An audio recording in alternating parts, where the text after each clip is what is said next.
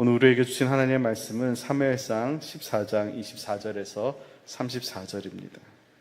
사무엘상 14장 24절에서 30절 말씀 같이 한 목소리로 함께 읽겠습니다. 이날에 이스라엘 백성들이 피곤하였으니 이는 사울이 백성에게 맹세시켜 경계하여 이르기를 저녁 곧 내가 내 원수에게 보복하는 때까지 아무 음식물이든지 먹는 사람은 저주를 받을지어다 하였음이라. 그러므로 모든 백성이 음식물을 맛보지 못하고 그들이 다 숲풀에 들어간즉 땅에 꿀이 있더라.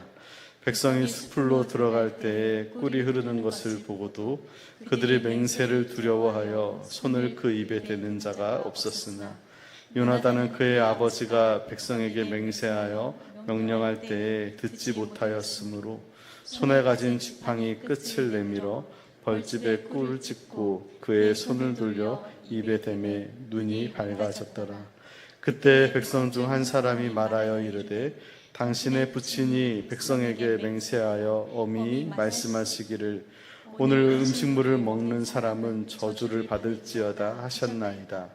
그러므로 백성이 피곤하였나이다 하니 요나단이 이르되 내 아버지께서 이 땅을 곤란하게 하셨도다. 보라, 내가 이 꿀을 조금 보았고도 내 눈이 이렇게 밝아졌거든. 하물며 백성이 오늘 그 대적에게서 탈취하여 얻은 것을 의미로 먹었더라면 블레셋 사람을 살육함이 더욱 많지 아니하였겠느냐. 아멘. 할렐루야.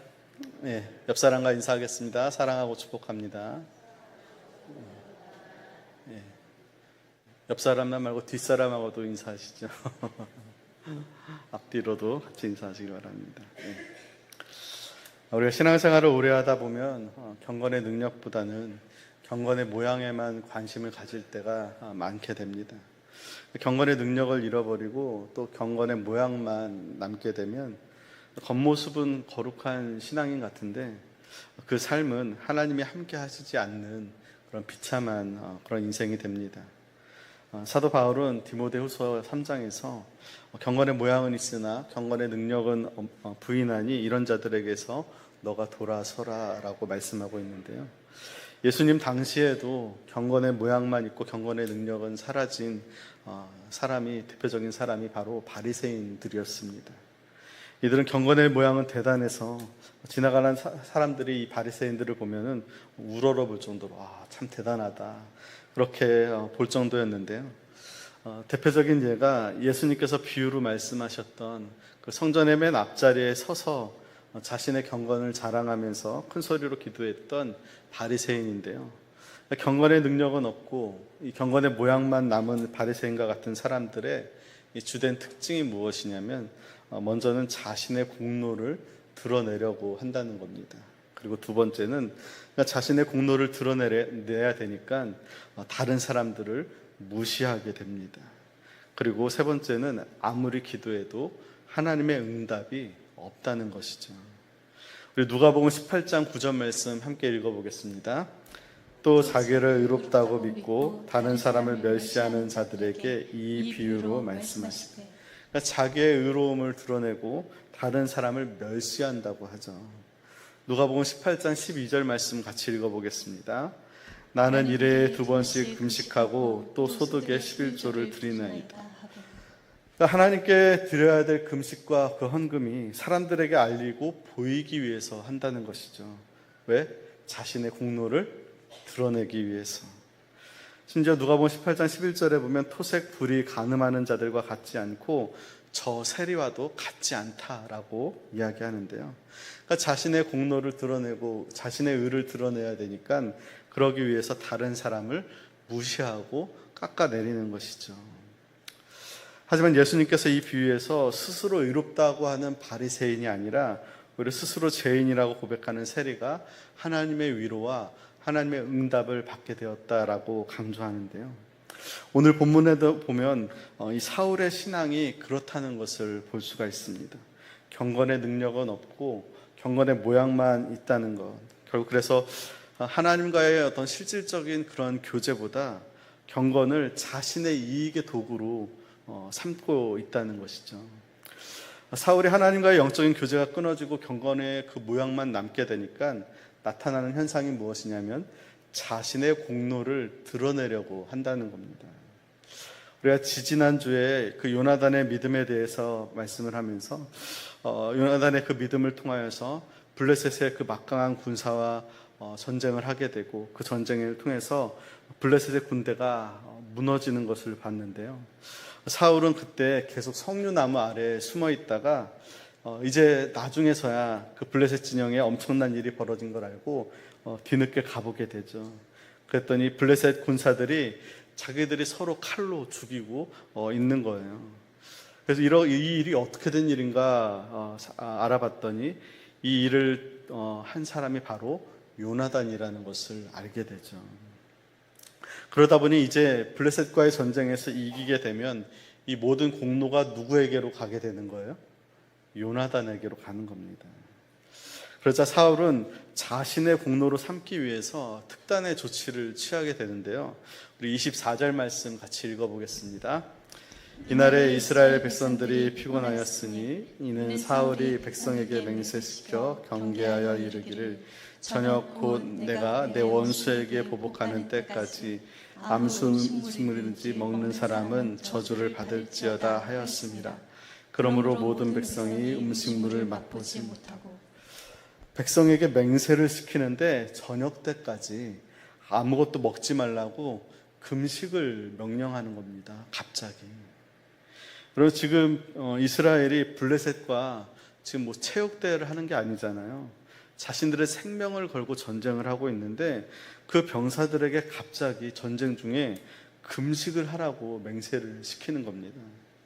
근데 그 이유가 더 황당한데요. 그 이유가 무엇 때문이냐면 저녁 곧 내가 내 원수에게 보복하는 때까지 금식하라는 거예요. 여러분, 사울은 이 전쟁에서 지금 한 것이 별로 없습니다. 두려워서 떨고 있었고 석류나무 아래 오랫동안 숨어 있었죠.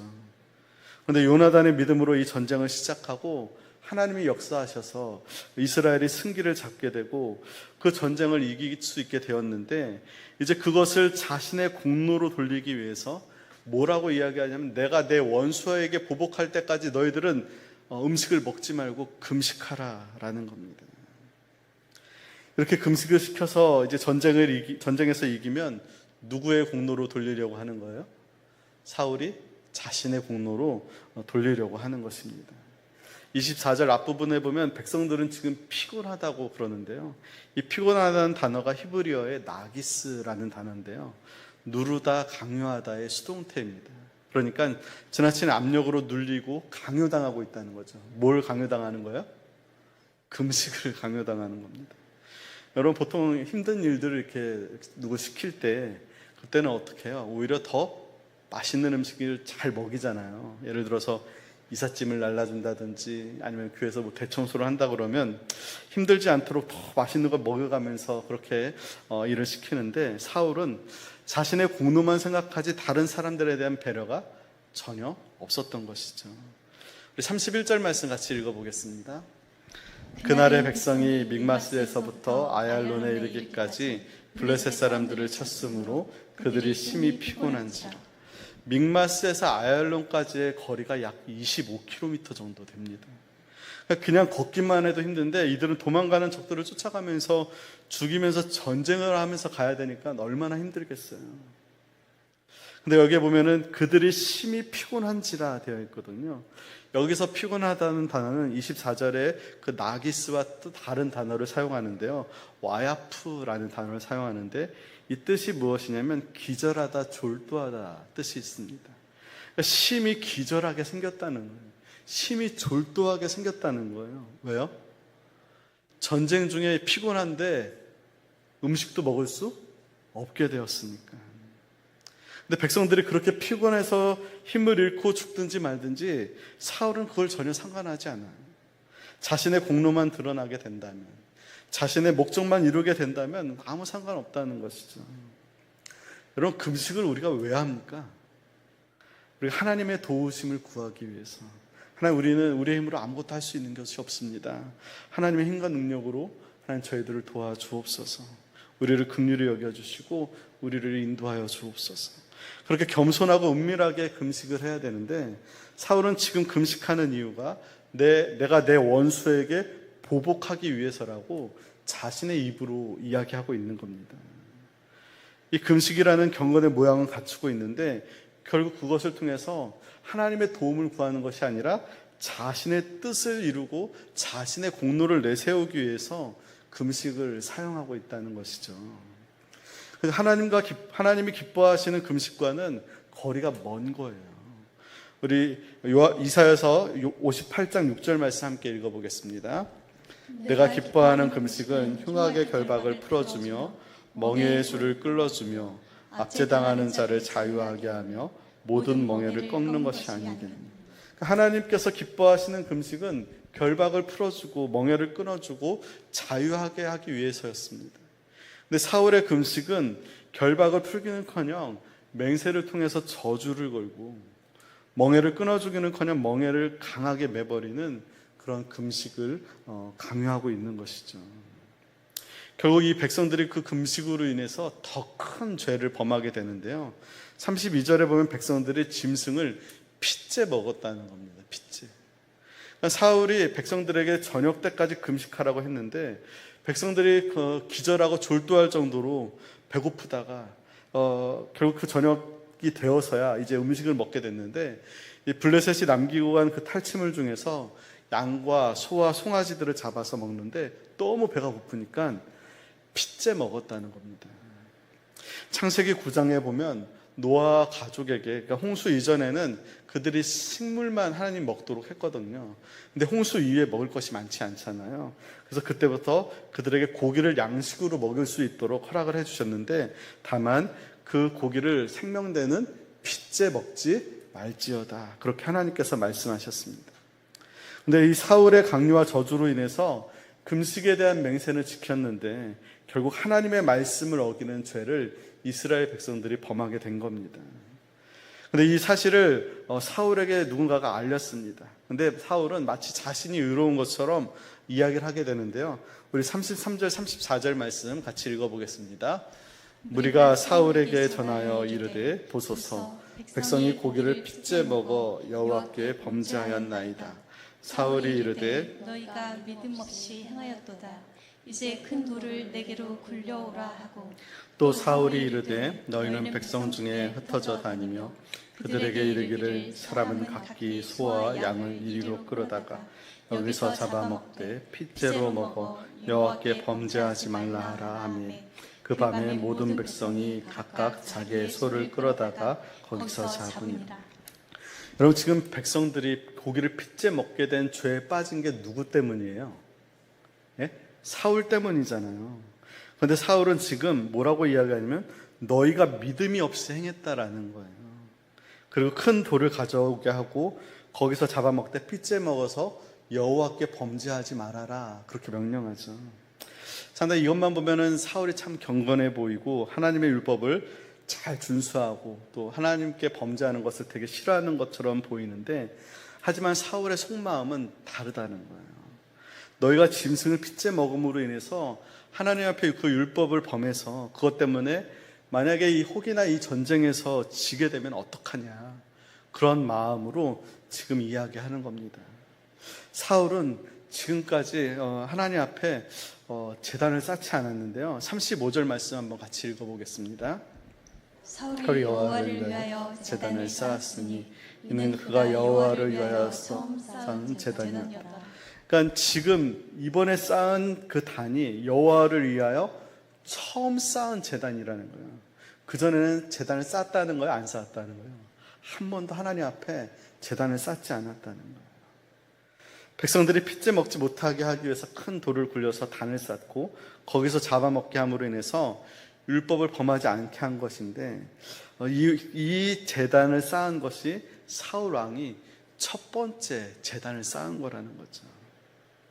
그것도 이것이 정말 하나님 앞에 드리는 제단이 아니라 자신의 이익을 위해서 그 제단을 쌓게 한 겁니다. 그것도 처음 쌓는 제단이라고 성경에서는 일부러 강조하고 있는 것이죠. 백성들로 하여금 여호와의 율법을 어기도록 그 원인을 제공한 사람이 바로 사울이잖아요. 저주의 맹세를 걸어서 백성들을 그 힘들게 하고 곤란에 빠뜨렸거든요. 근데 자신의 잘못은 숨기고 백성들이 고기를 핏째 먹었다고 해서 그 핏째 먹지 말라고 하면서 제단을 쌓음으로 마치 자신은 경건하고 여호와 앞에 죄를 범하지 않는 것처럼 그렇게 이야기하고 있다는 것이죠. 또 한 가지 사건이 나오는데요. 우리 36절 말씀 같이 읽어보겠습니다. 사울이 이르되 우리가 밤에 블레셋 사람들을 추격하여 동틀 때까지 그들 중에서 탈취하고 한 사람도 남기지 말자. 무리가 이르되 왕의 생각에 좋은 대로 하소서 할 때에 제사장이 이르되 이리로 와서 하나님께로 나아가사이다 하며, 백성들이 이제 배고픔을 어느 정도 해결하고 이제 밤이 되었는데 사울은 그들을 쉬게 하지 않고 다시 백성들에게 이 밤에 블레셋을 추격하여서 동틀 때까지, 해가 뜰 때까지 전투를 하자, 그렇게 이야기를 합니다. 사울은 이 일에 있어서도 하나님의 뜻을 구하는 것이 아니라 자신이 다 결정하고 이렇게 이야기하는 것이죠. 그때 그 옆에 있던 그 아히야 제사장이 사울에게 그러지 말고 우리가 하나님께 한번 먼저 물어보자, 그렇게 이야기를 합니다. 그래서 이제 사울이 하나님께 물어보게 되는데요. 37절 말씀 같이 읽어보겠습니다. 사울이 하나님께 묻자오되 내가 블레셋 사람들을 추격하리이까 주께서 그들을 이스라엘의 손에 넘기시겠나이까 하되 그날에 대답하지 아니하시는지라. 그러니까 아마도 모든 백성들 앞에서 다 듣도록 아마 기도를 했을 겁니다. 아마 자신을 드러내기 위해서 하나님, 내가 블레셋 사람들을 추격하리이까 주께서 그들을 이스라엘 손에 넘기시겠습니까? 그렇게 기도하는데 마지막에 보면은 37절 마지막에 보면 하나님이 그 기도에 응답해 주시지 않았다는 것입니다. 여러분, 이 사울의 기도가 정말 하나님의 뜻을 구하기 위함이 아니라 자신이 다 뜻을 정해놓고 형식적으로 하는 기도이고, 또 백성들에 보이기 위해서 외식하며 기도하는 경건의 모양만 있는 그 기도라는 것을 하나님도 알고 있는 것이죠. 그래서 하나님께서 사울의 기도에 응답하시지 않았습니다. 여러분, 자신의 기도에 하나님이 응답해 주시지 않으면 자신이 기도한 당사자로서 어떻게 반응하는 것이 정상일까요? 당연히 자신에게 무슨 잘못이 있는지 자신을 돌아보면서 하나님 앞에 무릎 꿇고 기도해야 되는데, 오히려 사울은 자신에게 잘못이 없고 다른 사람들에게 잘못이 있다고 그렇게 생각하고 있었습니다. 우리 38절 39절 말씀 같이 읽어보겠습니다. 사울이 이르되 너희 군대의 지휘관들아 다 이리로 오라. 오늘 이 죄가 누구에게 있나 알아보자. 이스라엘을 구원하신 여호와께서 살아계심을 두고 맹세하노니 내 아들 요나단에게 있다 할지라도 반드시 죽으리라 하되 모든 백성 중 한 사람도 대답하지 아니하니. 오늘 이 죄가 누구에게 있나 알아보자. 이것은 자신에게는 죄가 있다는 거예요, 없다는 거예요? 자신에게는 죄가 없다는 거예요. 자신에게 죄가 있었으면 그 맹세를 하지 않았겠죠. 여호와 하나님께 맹세를 하는데요, 만약에 요나단에게 죄가 있더라도 반드시 죽이겠다라고 맹세를 하는 겁니다. 이 잘못된 사울의 맹세 때문에 자신의 맹세에 자신이 걸리게 되는데요, 제비를 뽑았더니 사울이 말한 대로 누가 뽑혔죠? 요나단이 뽑히게 되는 거예요. 정확히 사울이 맹세한 대로 된 것이죠. 요나단이 뽑혀도 어떻게 한다고 그랬어요? 죽이겠다라고 했잖아요. 근데 여러분, 사실 요나단이 지은 죄는 그렇게 죽을 만큼 큰 죄는 아니었습니다. 사울이 금식하라는 그 명령을 요나단은 듣지 못했어요. 그래서 숲에 있는 그 꿀을 지팡이로 살짝 찍어서 잠깐 맛을 봤을 뿐인데 그것 때문에 죽일 죄가 되지는 않는다는 것이죠. 오히려 이 모든 전쟁의 승리의 주역이 누구 때문이에요? 요나단 때문이잖아요. 근데 사울이 이 믿음의 사람이고 또 좋은 아버지라면, 요나단이 제비 뽑혔으면 요나단이 이번 전쟁에서 막대한 공을 세웠으니까 좀 봐주자. 내가 모든 것에 대한 책임은 내가 지겠다. 그렇게 해야 정상인데 사울은 뭐라고 이야기하냐면요, 우리 44절 말씀 같이 읽어보겠습니다. 사울이 이르되 요나단아 내가 반드시 죽으리라. 그렇지 않으면 하나님이 내게 벌을 내리시고 또 내리시기를 원하노라. 아들에게 너가 반드시 죽일 것이라는 거예요. 너를 죽인다는 것이고 심지어 맹세까지 하죠. 너를 죽이지 않으면 하나님이 내게 벌을 내리시고 또 내리시기를 원한다. 하나님의 이름까지 거론하면서 맹세를 하는 겁니다. 아니, 블레셋과의 전쟁을 승리로 이끈 요나단을 높여주고 세워주기보다 그 작은 죄 하나 때문에 맹세까지 걸어서 죽이겠다고 하는 것이죠. 왜냐하면 자신의 명예가 아들의 생명보다 더 소중하기 때문에 그렇습니다. 그랬더니 이번에는 백성들이 오히려 맹세를 하는데요. 우리 45절 말씀 같이 읽어보겠습니다. 백성이 사울에게 말하되 이스라엘이 이 큰 구원을 이룬 요나단이 죽겠나이까? 결단코 그렇지 아니하나이다. 여호와의 살아계심을 두고 맹세하옵나니 그의 머리털 하나도 땅에 떨어지지 아니할 것은 그가 오늘 하나님과 동역하였음이니이다 하여 백성이 요나단을 구원하여 죽지 않게 하니라. 여러분, 백성들은 다 알고 있었다는 거예요. 이 모든 승리의 주역이 사울이 아니라 누구라고요? 하나님과 동역한 요나단이라고요. 아버지인 사울은 자신을 높이 드러내기 위해서 하나님의 이름까지 들먹이면서 맹세하고 아들을 죽이겠다고 하는데, 오히려 백성들은 이번 일에 사울에게 반기를 들면서 요나단의 그 머리털 하나도 땅에 떨어지지 않을 것이다 라고 맹세를 한다는 것이죠. 백성들은 이 모든 전쟁에 대해서 다 알고 있었습니다. 하나님과 동역하고 이스라엘을 구원한 사람이 사울이 아니라 요나단이라는 것을. 사울은 자신의 목적으로 목적으로 이 전쟁을 이기려고 했던 것 반면에 요나단은 자신의 생명을 걸고 이 전쟁에 임했다는 것이죠. 그리고 그것을 백성들도 누구나 다 알기 때문에 오히려 사울보다 요나단을 더 신뢰하게 된 것입니다. 이 경건의 모양만 남은 사울은 이제는 백성을 통해서도 버림을 받게 된 것이죠. 사울은 하나님께도 버림받게 되고 백성들에게도 버림받는 비참한 왕이 된 것입니다. 결국 자신이 그 믿음에서 떠내려 가버린 것이죠. 여러분, 우리도 자칫 사울처럼 이 경건의 모양에만 치중하는 그런 신앙인이 될 수가 있습니다. 하나님과의 영적인 교제에는 관심이 없고 그 신앙을 이용해서, 하나님을 이용해서 내 뜻과 내 목적을 이루려고 하는 그런 마음들이 우리에게도 있을 수 있다는 것이죠. 여러분, 경건의 모양만 남게 되는 것은 아주 작은 것에서부터 출발합니다. 어떤 대단한 계기나 사건이 있어서 믿음에서 멀어지고 경건의 모양만 남는 것이 아니라는 것이죠. 우리가 하나님과의 교제의 줄이 끊어지면서 우리는 점점 경건의 능력은 없어지고 경건의 모양만 남게 되는 것입니다. 우리가 하나님께 우리의 영혼의 닻을 내리고 하나님께 가까이 하는 것이 이 경건의 능력인데, 근데 이 영혼의 닻이, 하나님께 깊이 내린 그 영혼의 닻이 끊어지게 되면은 나도 모르는 사이에 하나님으로부터 멀어지고 믿음에서 떠내려가게 되는 것입니다. 하나님으로부터 멀어지니까 경건의 능력은 없고 경건의 모양만 남게 되는 것이죠. 그래서 히브리서 기자는 이것에 대해서 믿음에서 흘러 떠내려가지 않도록 경고하고 있는데요. 히브리서 2장 1절 말씀 같이 읽어보겠습니다. 그러므로 우리는 들은 것에 더욱 유념함으로 우리가 흘러 떠내려가지 않도록 함이 마땅하니라.